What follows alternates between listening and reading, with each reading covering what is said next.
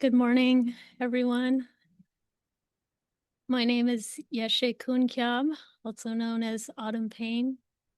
I've been a student of Lama Yeshe Jinpa Rinpoche since 2018, took refuge in 2019. Thank you so much for coming today and calming me with your recitations. So it's just an honor to speak with you all today. The topic of the talk today is falling in and out of love, Dharma training in real life. I did not choose this topic. It was assigned to me by Rinpoche. And I really didn't actually want to speak on this topic because it's deeply personal at this time in my life. The last year and a half have been a time of extreme heartbreak for me and personal struggle. And it just felt too personal to talk about it. But here I am, coming to share with you what I've learned in that time. I noticed that even though I was struggling quite a bit, what would have destroyed me 10 years ago prior to practicing the Dharma was not holding me back from continuing to live my life, run a business, parent children, and do some of the best work of my life and show up for my clients every day with full focus on them and a big smile and just being able to be present with other people. And so I had to ask why. I knew it was the Dharma training, but this talk is giving me the opportunity to dig deeper into the mechanisms of that training and how it contributed to a different kind of experience. So that's what I'm going to share with you today is how Dharma training can help you with these samsaric cycles of falling in and out of love and kind of how that works. I'll admit I don't read a lot of books, but I have had the benefit of receiving in-person group teachings and personal instructions from Rinpoche over the years, and I have applied them. And so really the source of this talk comes from what I've learned from Rinpoche, as well as my my training. I have a strong daily practice and how it has come into my life. So are y'all ready? Okay. It's my hope that I represent the teachings well and that some of what I might share could be of benefit to all of you. You are my sunshine, my only sunshine. You make me happy when skies are gray. You'll never know, dear, how much I love you. So please don't take my sunshine away. The other day, dear, while I was sleeping, I dreamt I held you in my arms. When I awoke, and I was mistaken, and so I hanged my head down to cry. You are my sunshine, my only sunshine. You make me happy when skies are gray. You'll never know, dear, how much I love you. So please don't take my sunshine away. So I used to sing this song to my babies. Kaya, of course, remembers that voice singing to her, I'm sure. I remember when my daughter was born, my first child, I fell in love so hard. It was painful, quite honestly. I'd never experienced this bursting of my heart that I did when I saw this baby. And with this extreme love came with this fear, knowing that should anything happen to this tiny little child, that I would be completely ruined. So the first probably 6 months of, or 6 weeks of her life, I cried a lot because you're nursing, you're looking at this baby. And I cried with love and with fear together. When I had my son, I would also look at him as an infant and cry. Fortunately, I didn't have quite as much fear, but the two are quite linked together, because when you care that much, then you become vulnerable to things going wrong. So, what is it like to fall in love? Well, the world opens up, right?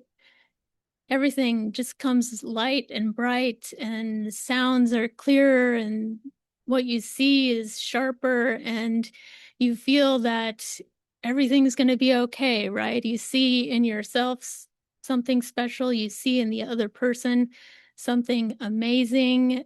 You feel that you're never going to be alone again. You feel that all your problems are going to be solved. You're going to live happily ever after. And quite honestly, it's a bit of a fantasy land. It's a wonderful, beautiful one. But should the object of your desire join in with you in that fantasy, then we might call that falling in love with the other person. So now you're in this shared fantasy world together. But often what comes up must come down. And at some point, you know, reality is going to come in, and you're going to find out that that person's not so perfect, and you're not so perfect, and your problems are not actually solved. You know, in kind of the best case scenarios, you might have some disagreements and difficulties that you might work out, but you're no longer in a fantasy land. You're building uh, a reality together.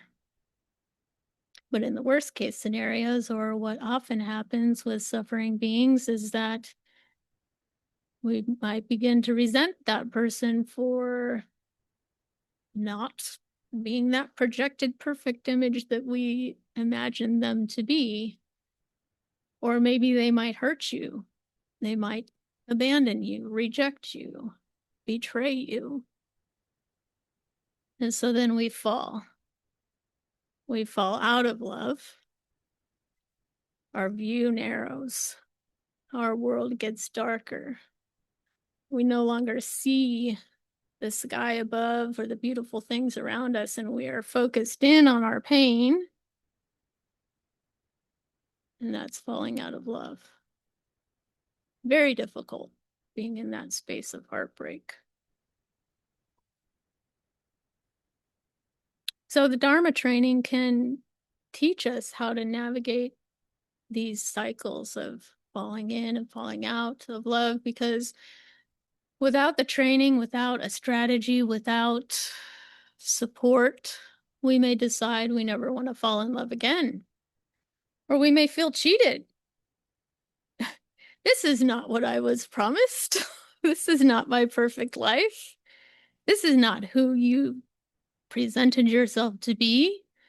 You may even want to get back at them or hurt them, or you're trying to fortify your own importance. Like, how could you do this to me? How could this happen to me? We want someone to blame.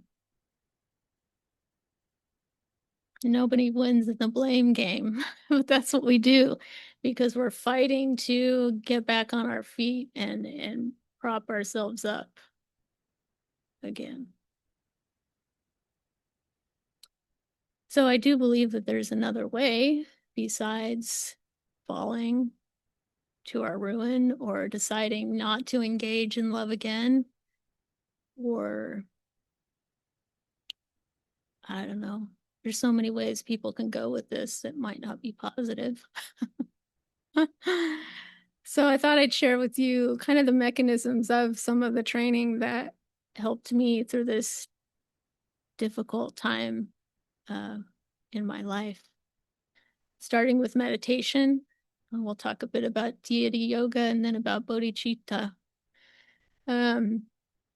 Meditation is something that anyone can use regardless of religion, you know. It took me maybe a year before I even started meditating after coming here because my mind was a very dangerous place to be, and I didn't even attempt meditation until I came here to get that guidance and support. And when I started meditating, I started very slowly at 6 minutes. Very, very slowly, inching my way up from there. And I would tell myself, even though you're not supposed to tell yourself this, I would say you're a bad meditator because you can't clear your mind. And I thought that's what you were supposed to do, is clear your mind of thoughts. And that certainly was not happening for me because my mind is like a squirrel. It's bouncing around all over the place. It's like go, go, go, go, go, go. And after a while, I began to understand that the point wasn't to clear my mind, but to get to know my mind and to understand how it works and to develop friendship with myself, compassion and patience for my squirrel brain, and maybe even a sense of humor about it. So then, after I calmed down and just started making friends with my squirrel brain, I began to notice that my thoughts and my emotions were just part of a larger tapestry. And they pop up and they pop down, and it's your thoughts and your emotions. They go up, they're just all over the place, right? But the issue without getting to understand yourself is that you end up making those thoughts and emotions solid and you follow them down into the rabbit hole. And you can get lost in those very strong thoughts and emotions.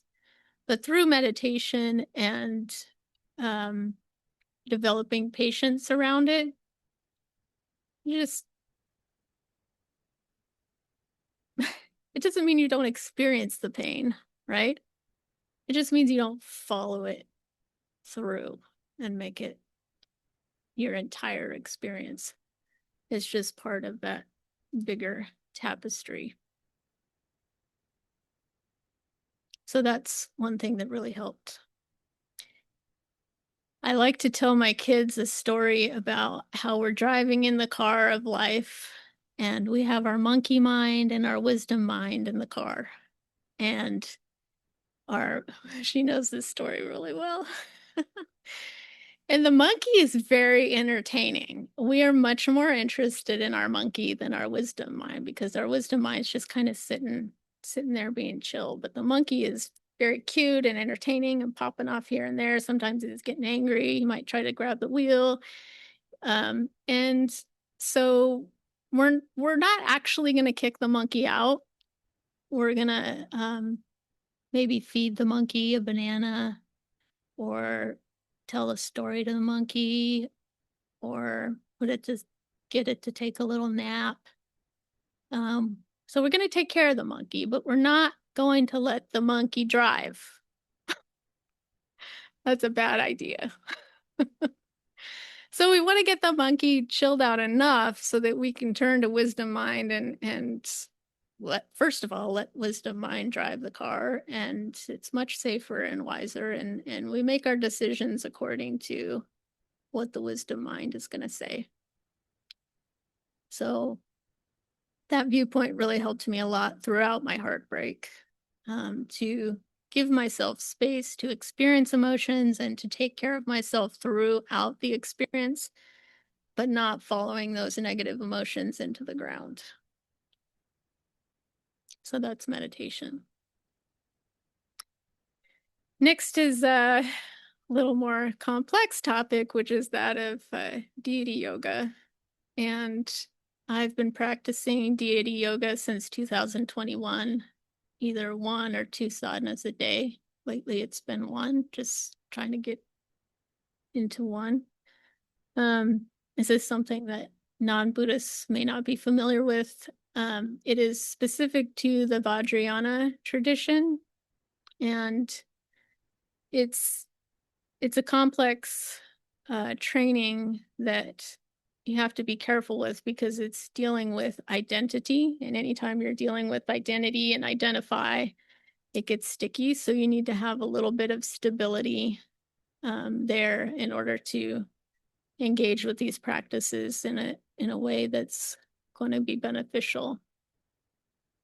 But in a nutshell, I mean, if you look around, we've got all these deities on the wall and they all represent different characteristics, different traits that we could identify with. But who came to Lama's talk 3 weeks ago about identity and identify and the crystal?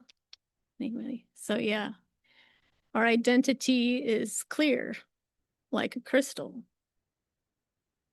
but we identify with the things around us. So if you set that clear crystal onto a red brocade, it's going to appear red, and it's reflecting the things around it. And we may mistakenly say that we are red, but we are not red. We are showing what's behind it or coming through it. So identity is the crystal, identify is the things that we are identifying around us. And in our relationships, we often identify with that other person and their traits or the role that we play within that relationship. And so when that relationship crumbles, then we lose our sense of self. What deity yoga does is it gives you a safe place to train in this process of identifying with something positive, which is the deity, or in guru yoga, we are identifying with a guru, a positive person in our life, but it's an intentional identifying that we're doing through the sadhana, through the recitations, through the visualizations. We are taking on the qualities of that deity, whatever those qualities are, intentionally identifying. But then what comes after that in deity yoga? We talk a lot about becoming it. What comes next? Yeah, dissolution of the image. So then we unbecome that image and we dissolve into clear space, into our clear identity.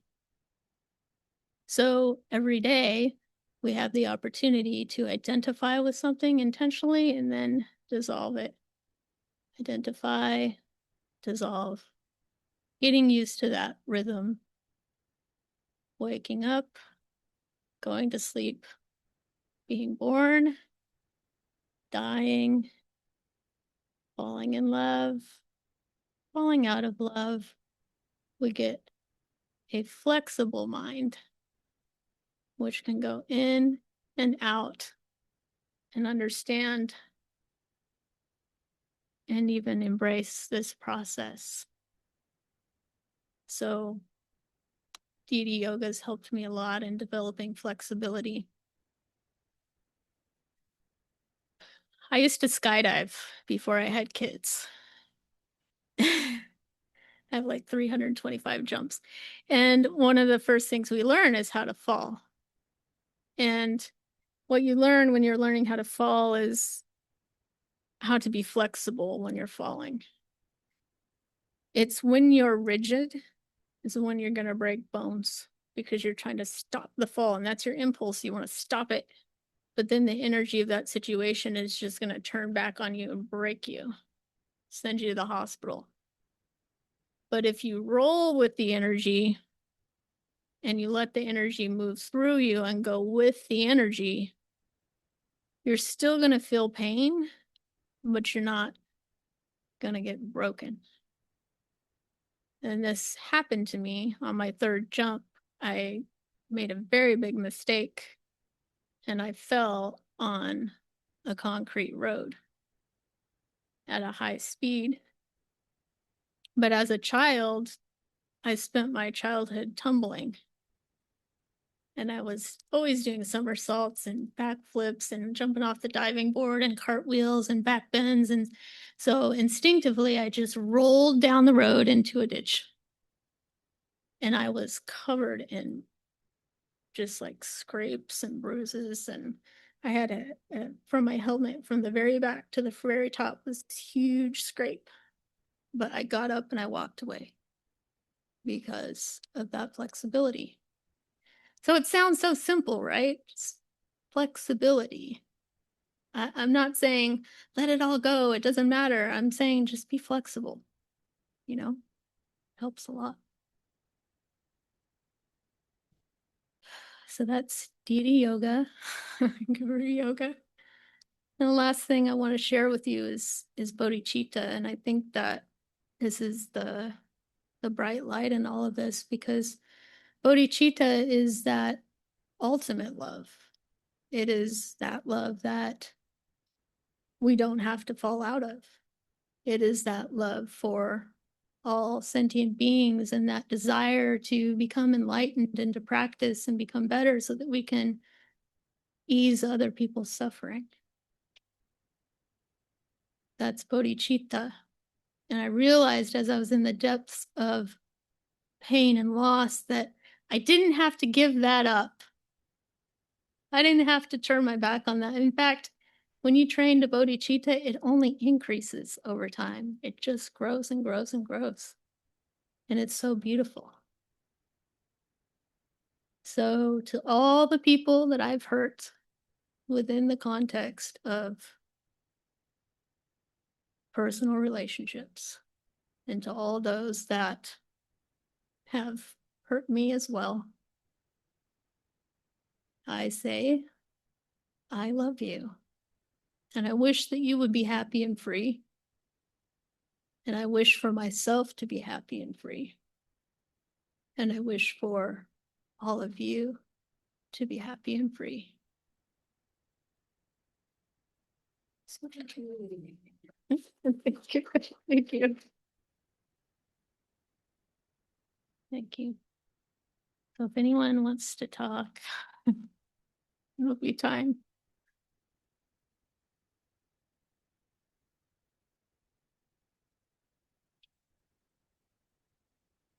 Comments?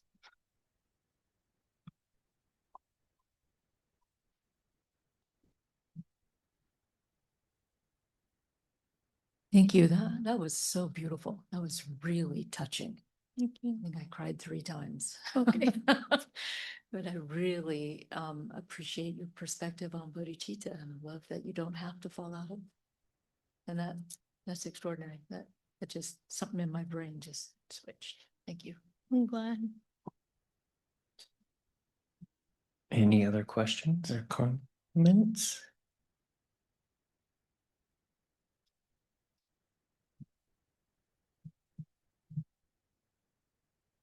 Autumn, your talk, the topic itself is so really relatable, and I thought, gosh, Autumn's so beyond me. I would never be able to give a talk like that.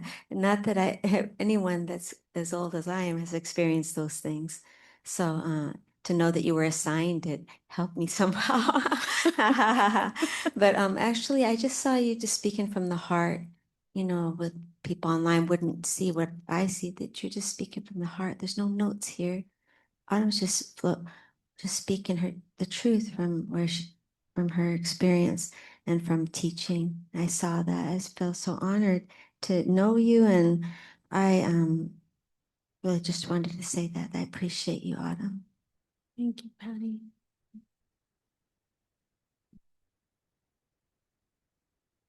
you want a question? Because I have a Sure. question. Go. Instead of falling in and out of love, how would you roll in and out of love? Oh, that's a good way to look at it too. We're just rolling through it. Well, like if you're falling from a plane, how did you roll into the ditch? That was the training, the tumbling training. But interesting with skydiving is that my favorite part is the free fall part. It's when you jump out and you're free falling. But the interesting thing about it, when you're in full free fall, it doesn't even look like you're falling. You're plummeting to the earth at 120 miles an hour.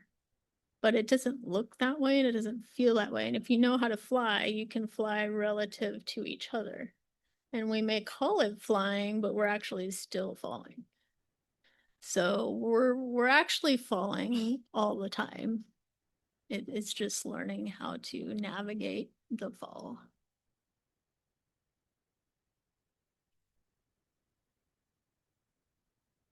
Thank you. Do we have any questions from Zoom or comments from Zoom? I was just going to make a comment. The really graceful and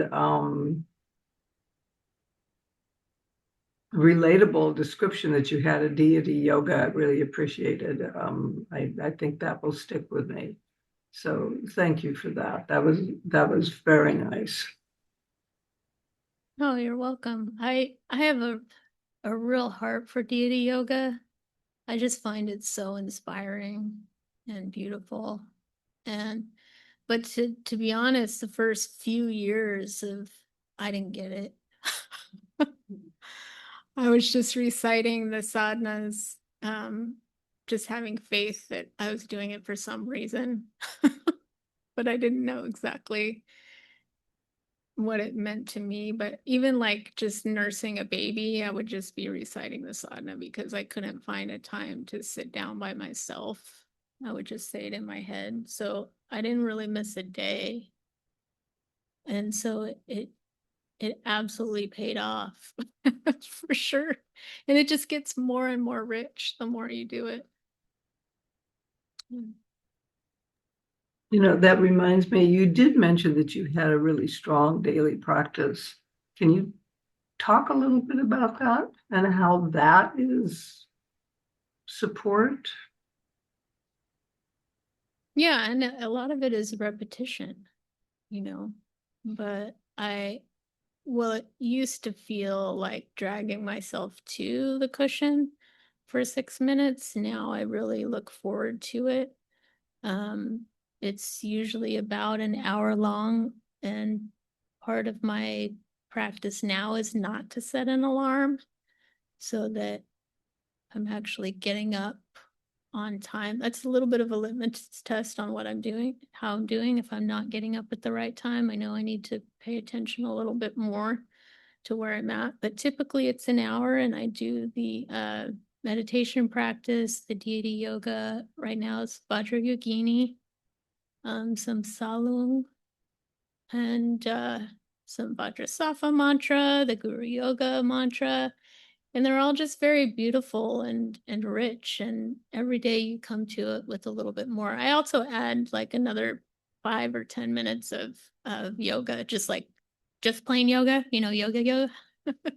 that part to stretch the body out. And I mean, once you add the shower and the and the breakfast and everything else, it's almost like 3 hours in the morning before even leaving the house. But it's essential, and it does shorten. Maybe if I'm on a work trip, it might be 15 minutes instead of an hour. But it's become so essential for me that it's not even a question of whether or not I'm going to do it in the morning. And sometimes it's with a child on my head. If he wakes up early, he's like trying to grab the bell and grab the objects or sit on me or kick me or whatever. So there's no reason why kids have to prevent you from doing it, I think.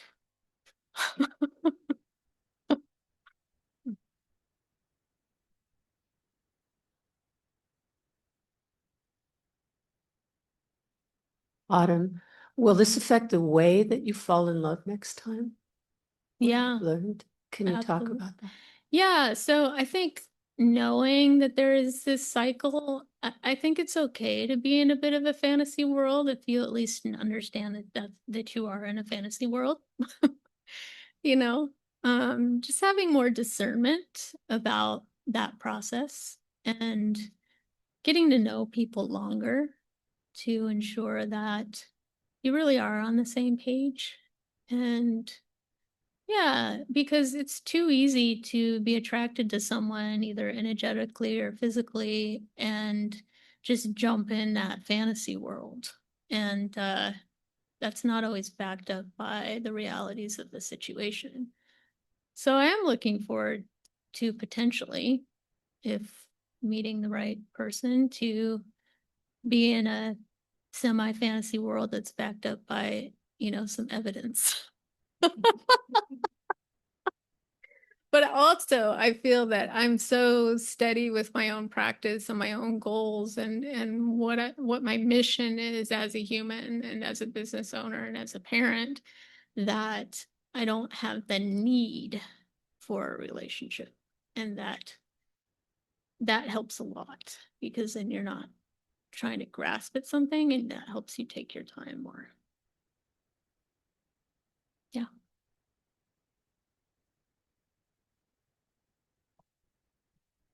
I appreciated the part that you mentioned early on about the co-arising of love and fear. And I kind of associated a little bit of the love part of that with hope. And I was wondering if, so much of hope and fear is about this misperceived self getting something or losing something, right? Like I'm in that fantasy land. It's this I'm gonna get something, pleasure, beauty, whatever, some kind of whatever the fantasy is. And then there's the corresponding sort of I'm gonna lose that. I'm not gonna get it. And I was wondering if you could maybe just touch on how one might transcend that aspect of hope and fear or love and fear, while acknowledging that it's on a relative level, it's sort of part of the process. Well, with my conversations over the last year and a half, Rinpoche would always say, well, what do you want from that person? So I keep going back to that. It's like, if you're wanting something from that person, then is that really love?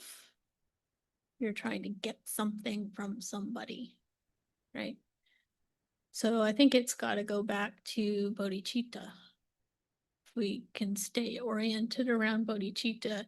And in a way, like when you give birth to a baby, it's a little bit more naturally bodhicitta, because you're like, you just want them to be okay. But even parents, they want something from their kids a lot of times. They want them to reflect them well, or they want them to be a certain way or whatever. So I think always going back to, what do I want from this person, and then trying to orient around bodhicitta is the best path.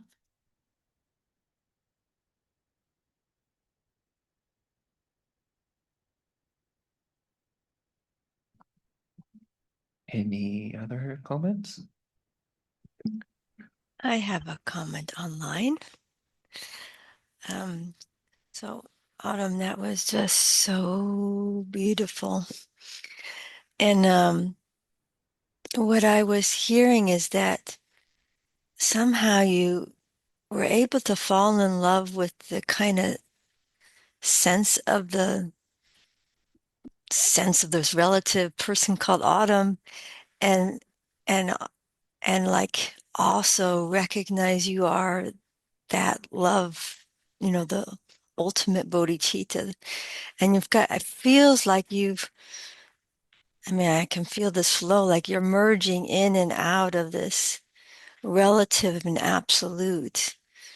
Like I feel like you're demonstrating actual bodhicitta, and I'm so grateful to have you share that with us. My question would be, is that kind of your experience, that there was a falling in a non-rejection, falling in love with the relative story of you, but also recognizing the, boundless love that you are? Can you repeat that last part? Yeah, so I'm protecting a cat that had a major fight, so sorry about this. And my back is out. So just to let you know why I'm not there. I am wondering whether your experience was seeing that you fell in love with the sense of the relative you. You allowed for the relative you, a non-rejection. I heard that at the beginning of your talk, that there was this sense of you that is having this experiences of in and out of relative love with others. But through your practices and through deity yoga, you found that this love that you have such a great sense for is always there. And so you've got an experience of full bodhicitta, both relative and absolute. Yeah. Yeah, I think it's very important from a relative point of view to have love and compassion for yourself. And that's where that starts. If you can be kind to yourself and accepting of, or even loving of your idiosyncrasies and all of that. Um, yeah, but primarily you want to orient around that bodhicitta. So it's like the relative self is doing different things, and maybe I was in this relationship once and this other relationship once, and I was once in school tumbling after school. And I was once a skydiver, and now I'm not skydiving anymore, but I'm here talking with you all. So it's like you can love yourself, but also realize that it's not so fixed. It's always changing. But primarily orienting yourself around the Dharma and the Bodhicitta. But at the same time, if that makes sense.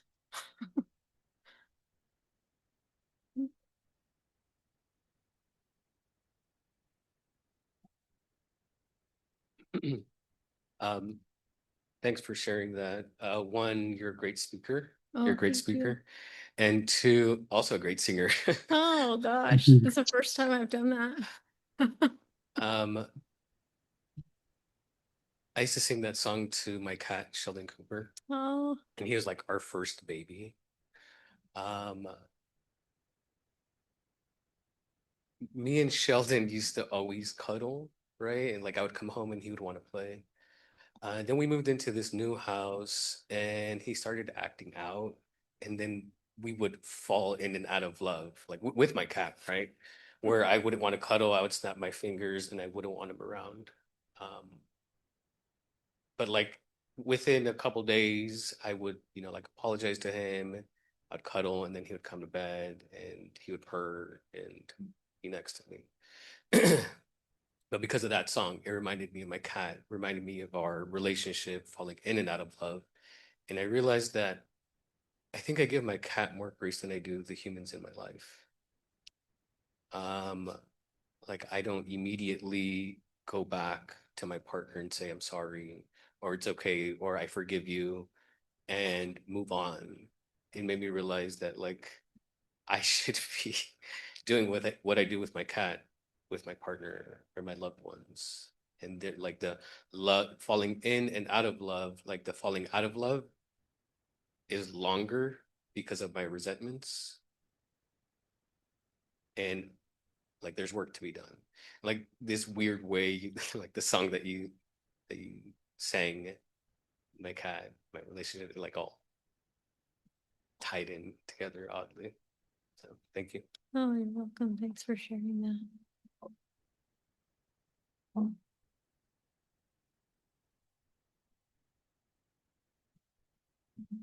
Thanks for your talk, Autumn. You really covered a lot of terrain, and it brought up a lot of thoughts in my mind.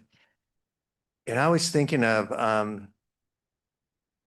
mean, it's really difficult to talk about love, but I was thinking about this idea of this flexibility of not pinpointing somebody to a certain thing. And I was thinking about it with my wife in general. And I had this kind of strange philosophy before I got married. I thought I want to be able to see her in all these different aspects so that I can make a good decision, you know? And I realized soon after we got married that there were so many elements of her that I'd never would have ever seen when I was single and we were dating. And one example was when our children were born, a whole different aspect of who she was emerged. And my way of dealing with it was having curiosity. Like, wow, she has this other aspect that I hadn't seen. And not with, oh my God, she's different than the way she was before. You know, and this flexibility and curiosity, you know, has really guided my Dharma practice around my relationship, and not being fixed about how things are supposed to be, you know. And it and as we've aged and we've changed, we've gotten sick, again, curiosity related to Dharma, and not like, well, why is it like this? And it's like, well, this is how it is, you know. And so I think the flexibility and curiosity are a great addition. Thanks. Yeah, I love that, adding curiosity to that. And there's a gentleness with curiosity, right? Yeah. Yeah. That's a good point. Does anyone have any comments or announcements?